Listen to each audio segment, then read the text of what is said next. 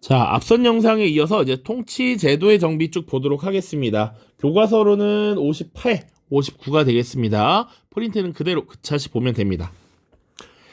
자, 통치 제도의 정비입니다. 통치 제도의 정비. 완성은 언제 됐다? 성종 때. 고려는 이성 육부제였다 이렇게 표현하고요. 조선은 의정부 육조 체제였다라는 것 기억하시면 돼요. 일단 의정부 육조 체제 이것들을 중심으로 국가가 운영되었다라는 거야.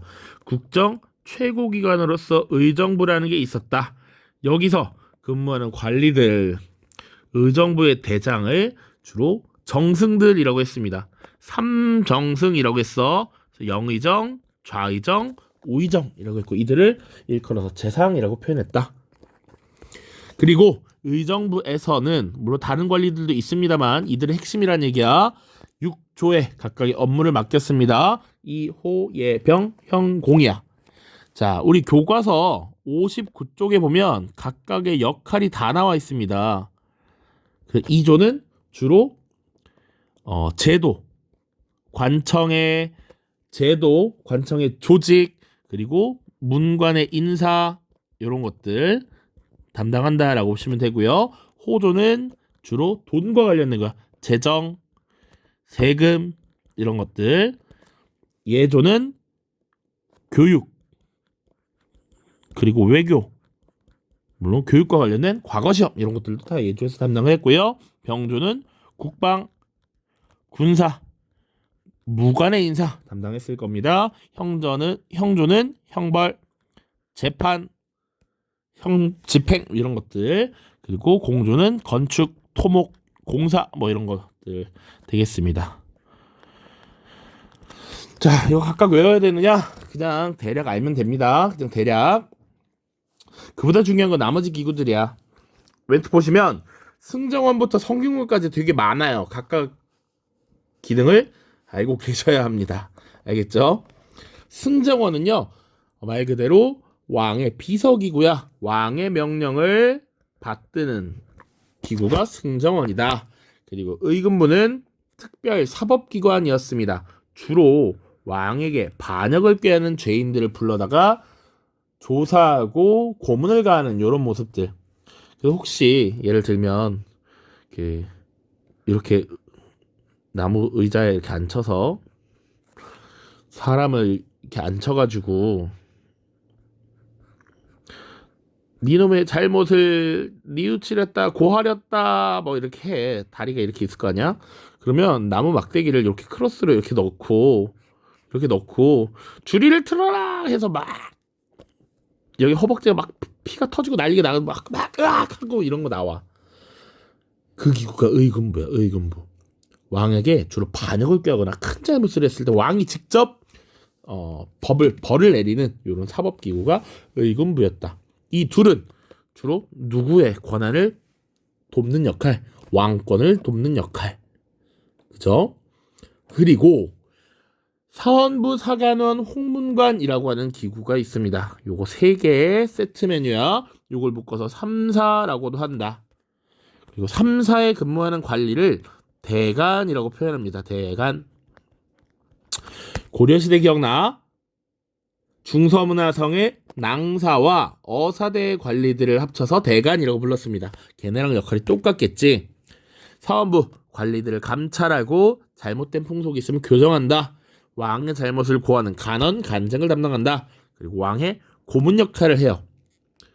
여기서 고문은 조언한다는 얘기겠지. 그래서 주로 경연을 주관하는 기구도 이 기구입니다. 3사 대간이라고 하는 것은 주로 언론 역할을 수행한다라는 것.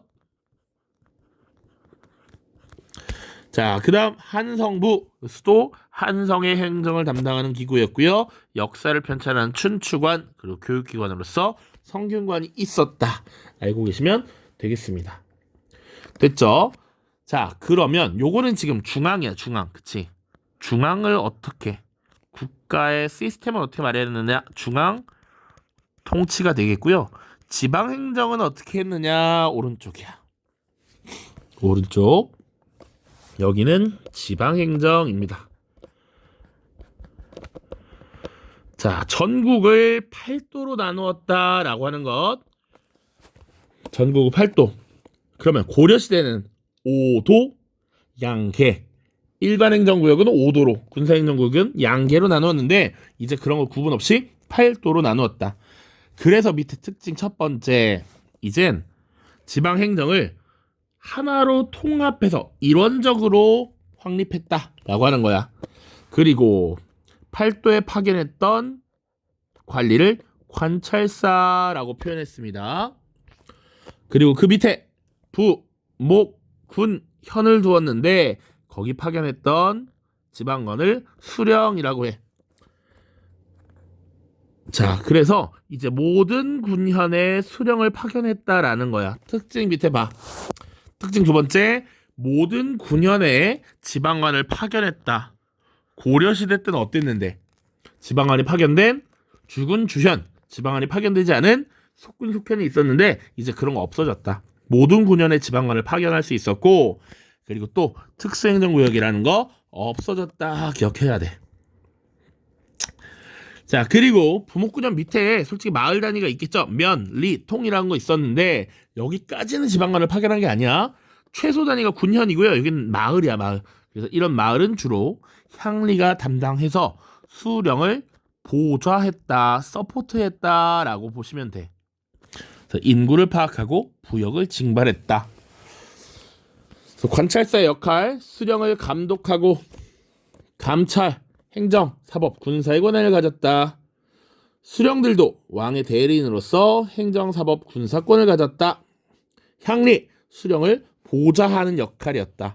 이제는 모든 군현에 지방관이 파견되기 때문에 향리의 권한도 약화되었습니다.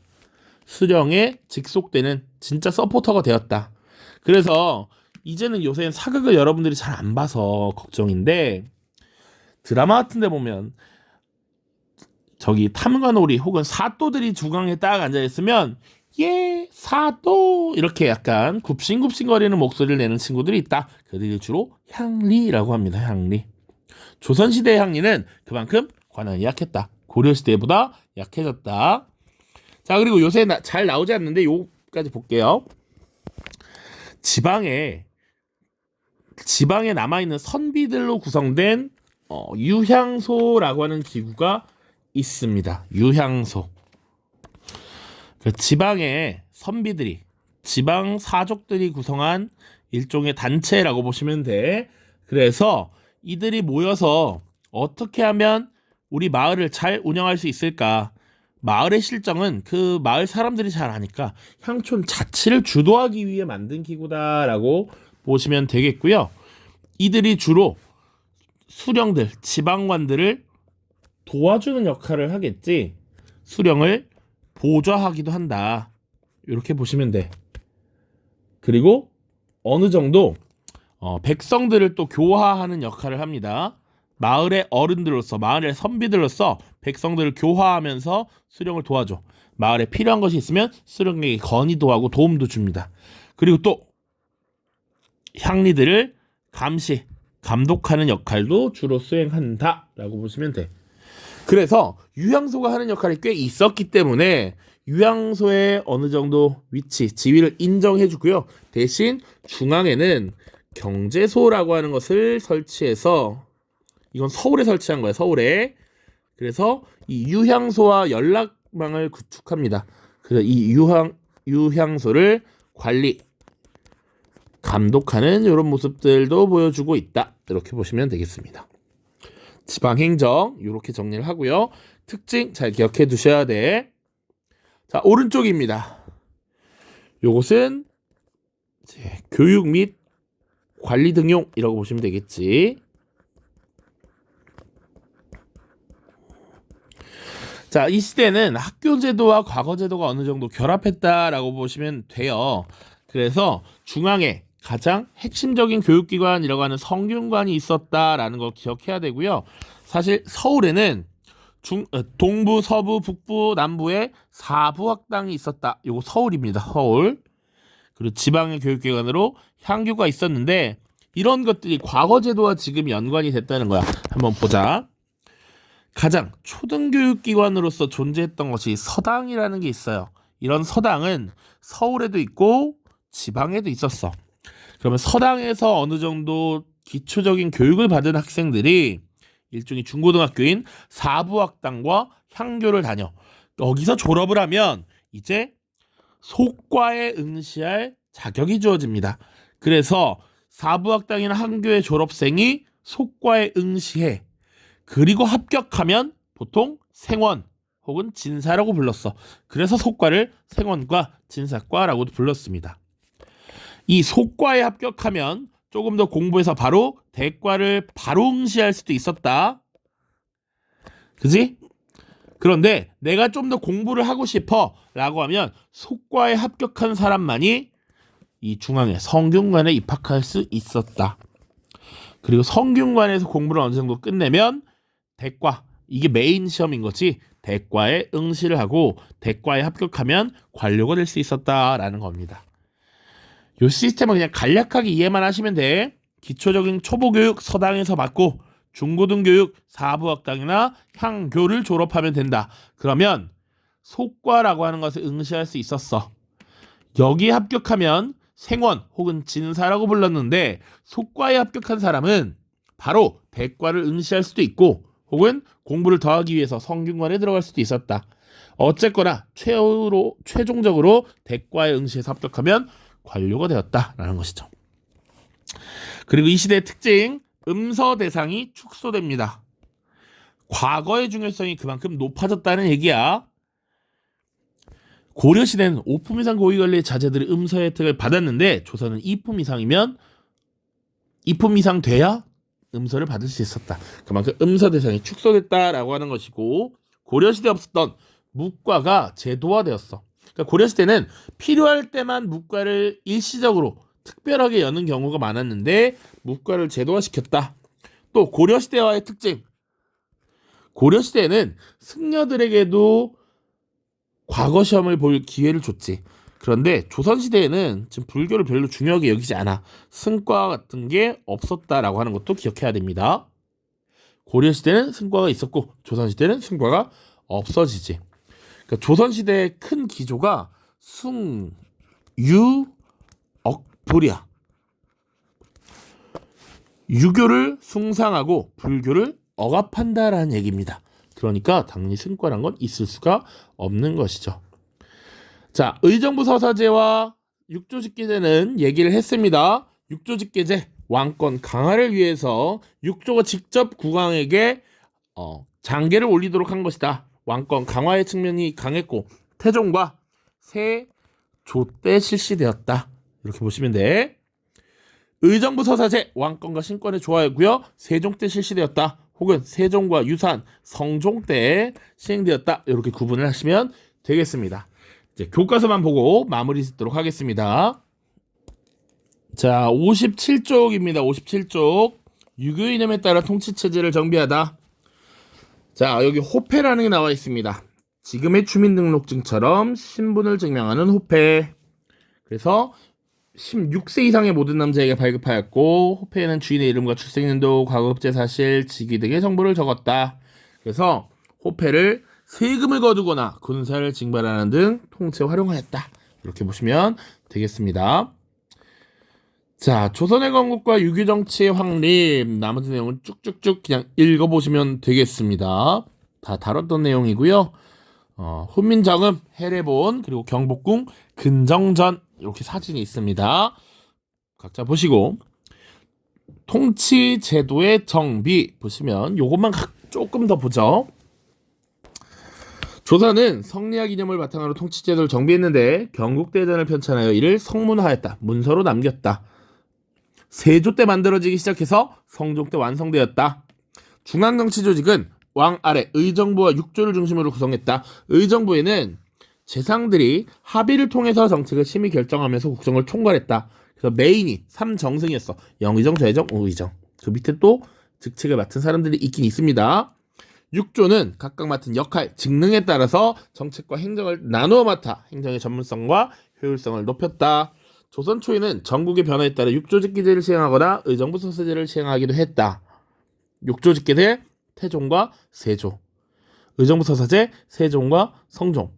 나머지는요, 보통은 의정부 서사제가 기본이었다. 그런데 좀 더 부각시키기 위해서 세종, 성종이라고 하는 인물들 기억하면 좋습니다. 조선에서는 사헌부, 사관원, 홍문관의 3사가 언론 기능을 담당했고요.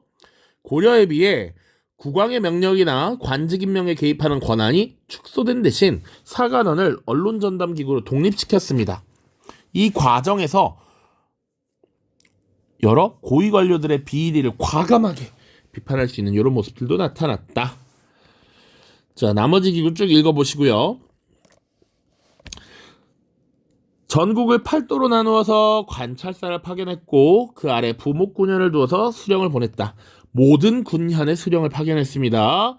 특수행정구역이었던 향부곡소를 일반 군현으로 승격하거나 주변 군현에 통합시켰고 모든 군현의 수령을 파견하였다. 향리는 고려시대에 비해 지위가 낮아졌고 수령에 직속되어 행정 실무를 담당했다. 쭉쭉쭉. 군사제도는 이거 안 본 거니까 양인 남성으로서 현역 군인으로 복무하는 정군과 정군의 비용을 부담하는 보인으로 편성하였다. 중앙군 5위는 궁궐과 수도를 방해하였고 지방군은 국방상 중요한 지역인 영과 진을 지키며 병마절도사와 수군절도사의 지휘를 받았다. 육군은 병마절도사, 수군은 수군절도사의 지휘를 받았겠지. 나중에 전라 좌도 수군절도사 이순신 뭐 이런 인물들이 나와요. 그리고 잡색군을 두어서 평상시엔 생업에 종사하다가 전쟁이 나면 유사시의 군사로 동원하였다. 육조 직계제와 의정부 서사제, 요거 우리 프린트에도 그대로 있습니다.